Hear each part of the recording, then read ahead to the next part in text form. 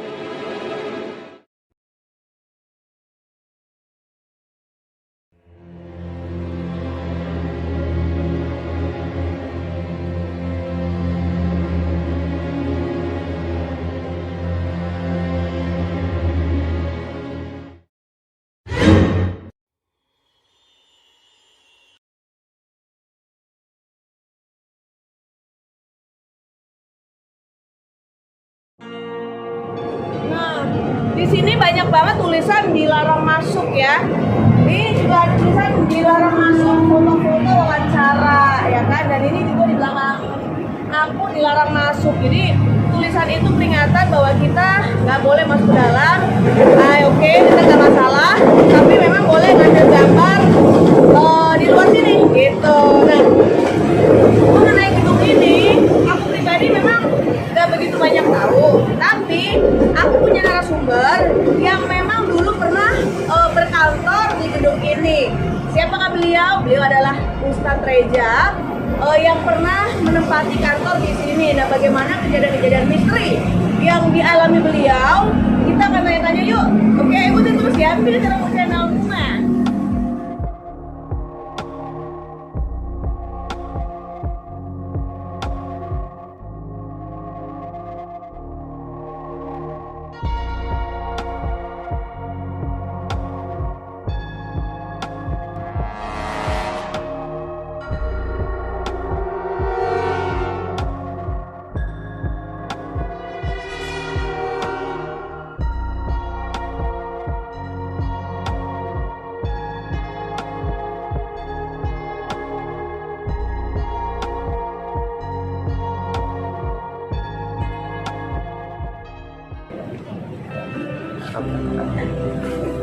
Iya, Vivi Lovers, yang tadi aku bilang, aku ditemenin sama narasumber.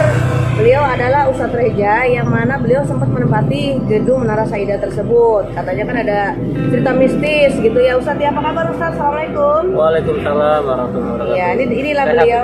Alhamdulillah, beliau adalah Ustadz Reja yang Ustadz Reja Zulkifli ya, yang aku kagumi loh. Nah, Ustadz, ini kan banyak banget cerita di masyarakat nih, mungkin simpang siur juga gitu kan. Ustadz sendiri kan langsung nih mengalami kejadian apa sih Ustadz yang ada di belakang kita gedung ini? Assalamualaikum warahmatullahi wabarakatuh. Jadi sebelum saya sedikit menceritakan keangkeran Menara Saidah. Jakarta ini unik, jadi ada beberapa urban legend yang sudah diangkat ke layar lebar, diantaranya Terowongan Casablanca, Hantu Burung Urut, Rumah Hantu Gunung Indah. Salah satunya ini sangat terkenal sekali, bahkan sampai ke mancanegara. Ini sayang loh, sayang 28 lantai mubazir.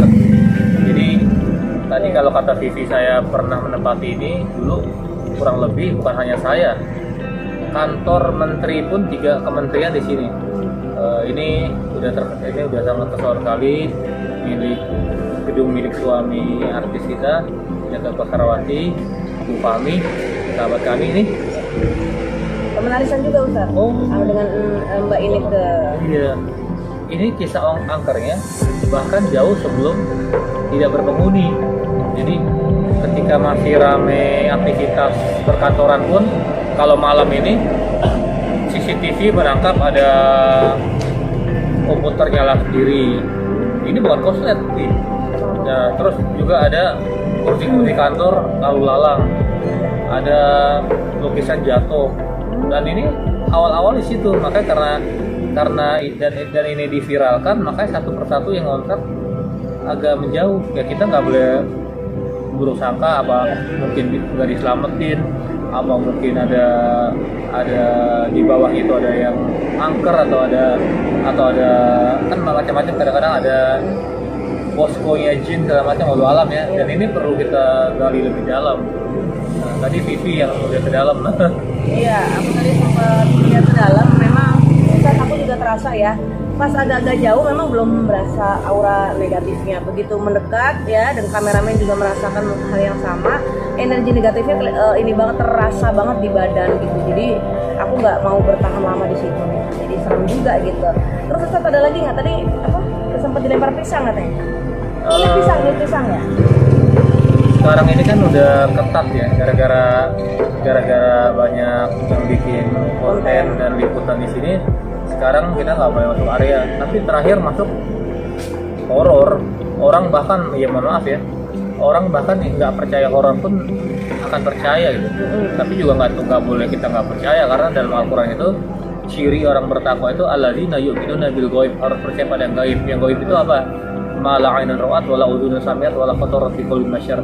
Enggak bisa dilihat oleh mata, enggak bisa didengar oleh telinga, tapi nyata dan ada gitu. Ya maaf ya, kayak kita buang angin tuh nggak bisa kita tangkap, tapi kan baunya menyengat, apalagi kedatangannya kita terasa. Apalagi habis makan ubi cilembu ya, itu baunya dahsyat. Nah, ini sayang loh mubazir loh, makanya saya sering bilang gimana ya caranya ya ke teman-teman bahwa biar ini berfungsi. Jadi jangan kita kalah sama setan. Kata lagu Bang Haji Om aja, setan pasti kalah. Nah, kalau kita ini kan makhluk mulia via takwim. Derajat Masa coba lihat dulu berapa puluh miliar, berapa ratus miliar. Terakhir saya kemari itu lagi bikin konten juga. Itu mereka kayak nggak terima. Tapi kita nggak boleh kalah, walaupun ya secara manusiawi kita takut ya. Kita jangan tampakkan ya, karena mereka nggak tahu si hati kita. Sampai dilempar lukisan, ditebalikin meja. Kalau kita takut, mereka itu yang diinginkan ya. Dia ketawa gitu kan kalau ngeliat kita takut. Dia ketawa, ngaku makhluk paling mulia, sama gua aja takut. Nah, sekarang ini manusia aneh. Kita lewat kuburan, kita baca ayat kursi, bukannya setan yang kabur, yang baca yang hibrid. Lucu kan, setannya ketawa.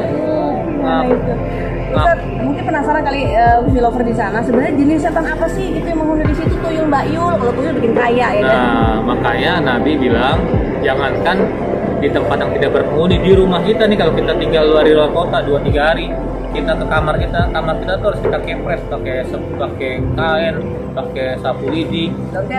Karena kalau kelamaan nggak ditempatin itu pasti ada yang nidurin gitu. Iya. Nah, apalagi ini yang udah lama, makanya mubazir.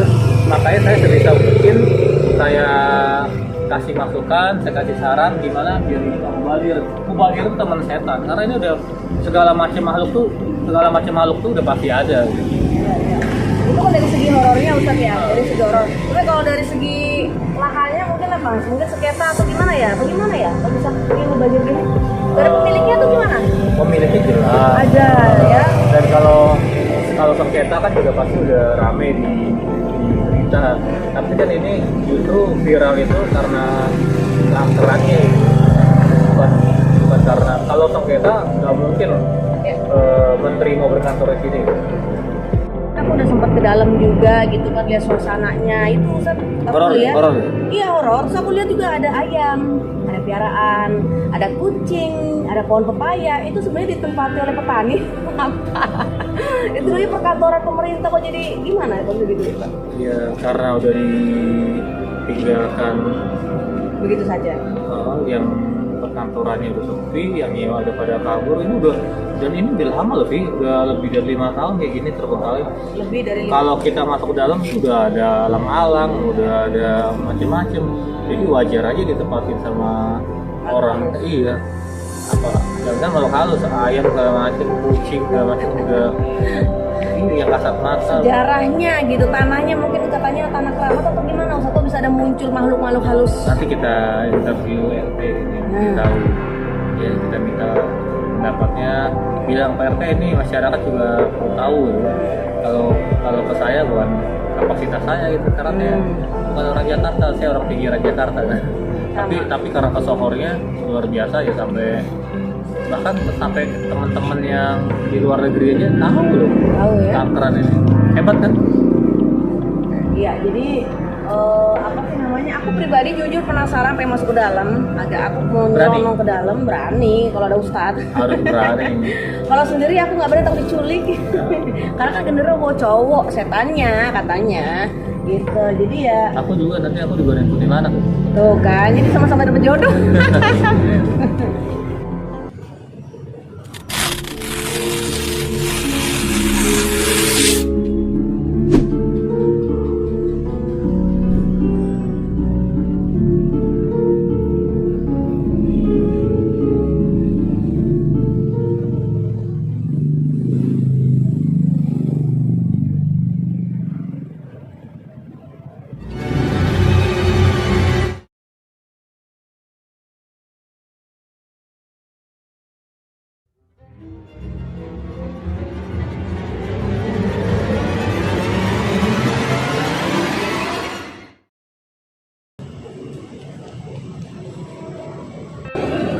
Ada satu kisah waktu masih aktif berkantor di Menara Saidah, kurang lebih 6-7 bulan lah, karena satu persatu ini udah mulai meninggalkan kantor, apalagi yang sering lembur. Nah ini juga temen cerita kalau dia lembur di atas jam 10 itu banyak teriakan-teriakan.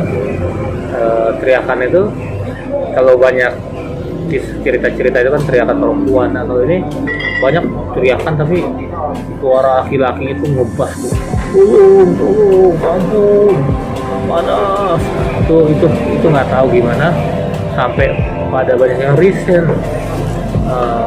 Dan ini masih penuh misteri dan walau alam bisawab, hanya Allah yang tahu jawabannya. Makanya kalau kita telusuri segala kemungkinan bisa terjadi, apa kerajaan jin kayak di segitiga Bermuda, tapi terlalu luas, apa belum diselamatin. Kalau kata orang kita kan tradisinya sebenarnya bagus itu tradisi kita kulo nuwun itu, karena walaupun kita beda alam tapi kan kita tetap berdampingan. Kalau saling ganggu nggak masalah gitu, karena dimanapun pasti ada. Nah dari kisah-kisah ini yang bikin lama-lama jadi kosong, melompong. Makin lama ya makin satu persatu pergi ya makin angker. Makanya sampai sekarang pengembang juga mau ngebangun takutnya rugi karena kisah ini udah dari mulut ke mulut. Nah tapi mudah-mudahan tetap kita bisa manfaatkan. Jadi terlepas dari segala kemiringannya, katanya orang bilang miring, tapi udah bertahun-tahun masih kokoh. Nah, jadi lebih dominan ke cerita itu, ke horornya, ke angkernya. Nah, sebagai orang beriman ya kita tetap hanya Allah tempat kita bergantung, hanya Allah tempat kita mengadu. kita jangan kalah sama makhluk yang sudah dilaknat oleh Allah itu. Kita fiatin takwin, kita makhluk yang paling mulia, kita mohon pada Allah agar makhluk-makhluk itu tidak mengganggu kehidupan kita.